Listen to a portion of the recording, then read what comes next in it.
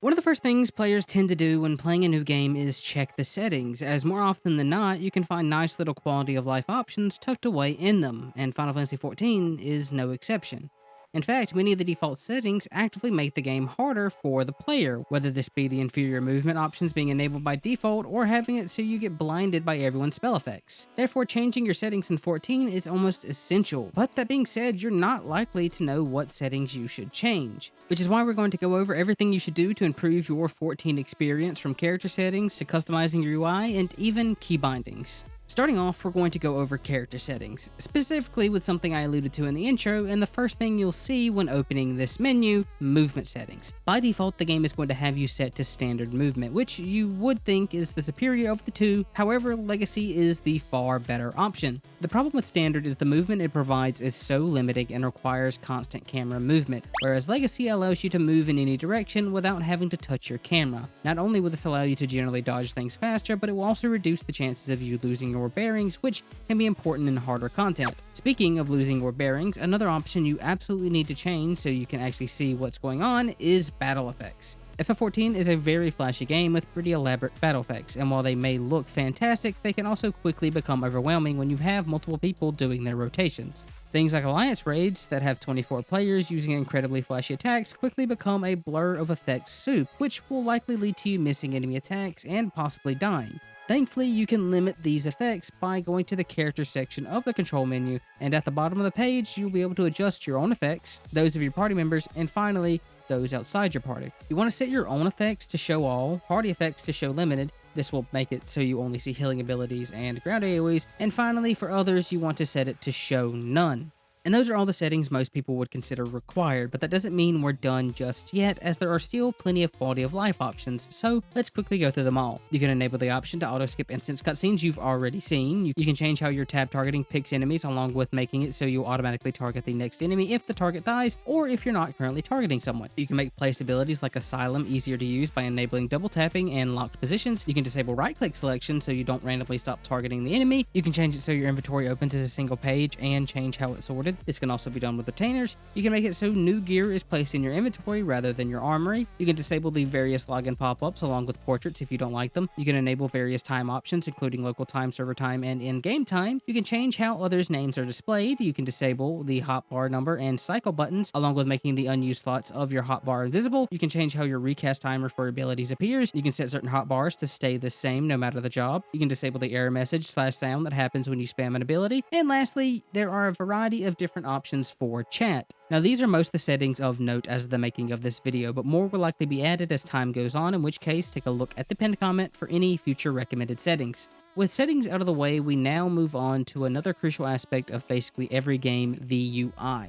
Having an interface that you not only find visually pleasing, but also easy to understand is important. After all, you're going to be stuck looking at this for who knows how many hours. And if you don't like the layout or struggle to find important information, your enjoyment is going to suffer. Thankfully, in 14, you can adjust the UI to your liking with the built-in UI editor that actually provides a surprising amount of control. Unfortunately, there is no definitive correct UI for me to tell you. Everybody is different and going to want different things in different places, but at the very least, I can offer some tips to help you shape your own UI, starting with the idea of visibility. Generally speaking, you can break your UI into 3 separate layers of visibility going from the center out. The first layer is your visible layer, which is near the center of the screen and is where your focus is going to be 90% of the time. The next layer is your peripheral layer, which of course is in your peripheral vision, meaning anything in this layer can still be seen, but it's not in focus. And the last layer is the outer layer, which is near the edge of the screen and as a result is difficult to see. Taking these 3 layers into account when placing elements in your UI is crucial, as if you put something important in the outer layer, then it will be difficult to see in the moment, and this can also be said if you place too many things in the visible layer. It's all about balance.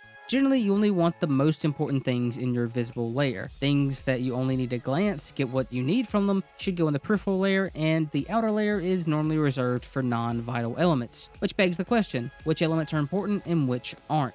Well, again, there isn't really an easy answer, as it mostly depends on what you think is important, and that can heavily depend on not only your role, but even your job. Healers are generally going to value the party list more than a DPS, and so healers may have it closer to the center, while the DPS have it closer to the edge. For a DPS like Summoner or Red Mage who have reses, they may have their list closer to the center like healers for easier access. That being said, there are a few elements that are considered universal, and that you should likely always have in your visible layer.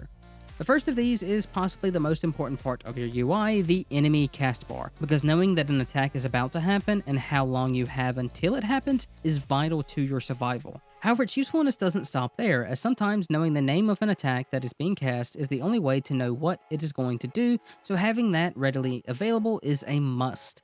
Now, by default, this is going to be part of the target bar, but by selecting the element and hitting the cog, you get access to more settings for that element, one of which will allow you to split the bar into 3 separate elements, one of which is the progress bar. You'll want to make sure to always have this somewhere that you can easily see. The next universal element is your own cast bar. This isn't nearly as useful as the enemies, but is crucial for every caster. Knowing when your cast is going to finish lets you judge if you can finish before the enemy's damage goes off, or if you have to cancel to avoid taking damage. It's also vital for slide casting, but that's a topic for another day. Another important element is your buffs and debuffs. Like the target bar, this is a single element by default that can be split into multiple different elements. You actually have a few options for how you divide it, but the best is usually going to be into 3. This will split it into buffs, debuffs, and other, which is things like food or FC buffs. Generally, you'll want to have buffs and debuffs placed in such a way that it's easy to not only see them, but to easily differentiate between them. As for other, you can place that anywhere you like, because at most you'll be looking at it once every 30 minutes to see if your food is still active. And the last element you'll likely always want in your visible layer is your job gauge. Every job gauge provides crucial information for your job, whether it be telling you when you're going to build a resource or if you're going to overcap one. So having easier access to this information will allow you to better manage your resources, which in return will help you improve. Now, before we end this section, I want to show you all a sample UI I put together and go over the reasoning behind the element placement to hopefully give you a better idea of everything I went over. So let's start with the outer layer. The elements I have placed in this layer are all things I don't really need while in combat, like my hotbars. Since I have all my buttons memorized, I don't really need to look at them for the most part. However, the next layer is a bit different. Everything here does provide useful information, but these elements aren't things that I actively need in focus. Rather, each one of them are things that I can easily glance at to get the information I need, like checking ever so often to see if I need to refresh my dot, or quickly targeting someone with the party list for an OGCD. And in the visible layer, we have all the previous mentioned elements, both cast bars, the job gauge, and the buffs and debuffs. However, I added a couple extra elements to my visible for this UI, those being these 2 square hotbars. With this UI, I decided I wanted to track my cooldowns, so I added extra elements to my visible layer to accomplish this.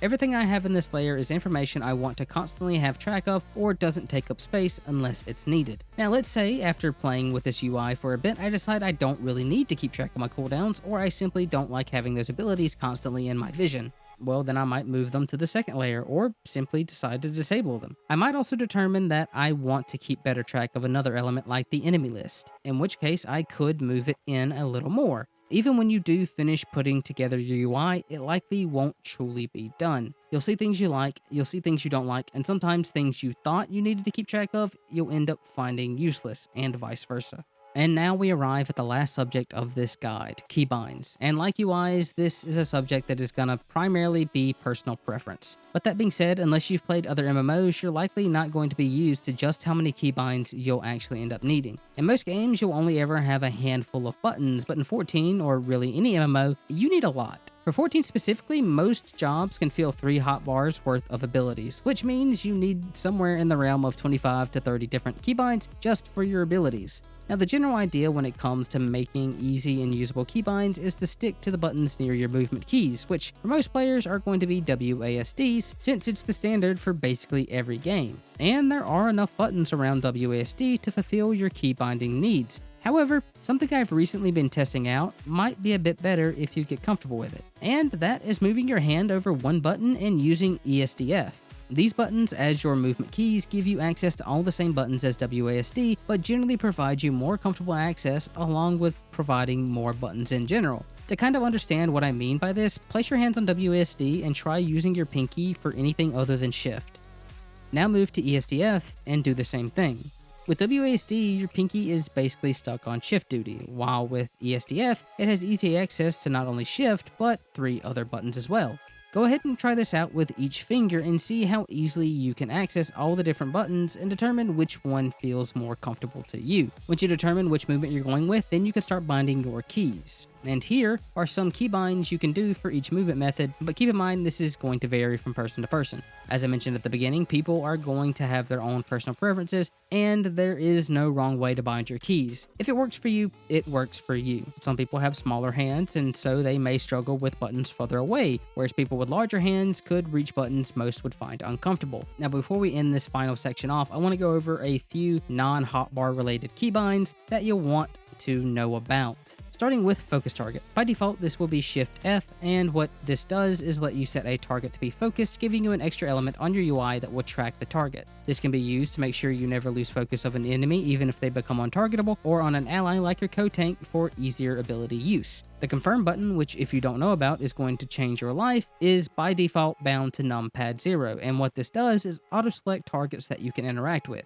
Have you ever had that moment where everyone is standing on an NPC and you can't target them? Well, the confirm button will pick them out of the crowd and automatically target them. It also makes Grand Company turn-ins significantly faster. The unsheath button, which you likely will unbind as the default is Z, is actually a nice bit of quality of life, as it allows you to easily dismount your mounts. And lastly, the toggle walk button, which by default is num/. This is a surprisingly useful keybind that will save your life when doing certain content, as it's the only way to avoid enemies that aggro through sound. Well, this video is finally nearing its end. Hopefully everything I went over will provide some clarity or answer questions you may have had, and if you've made it this far, first off, thanks for watching, and if you found the video helpful, consider checking out another one of my guides like the 2 listed here, and again, thanks for watching, and I hope to see you next time.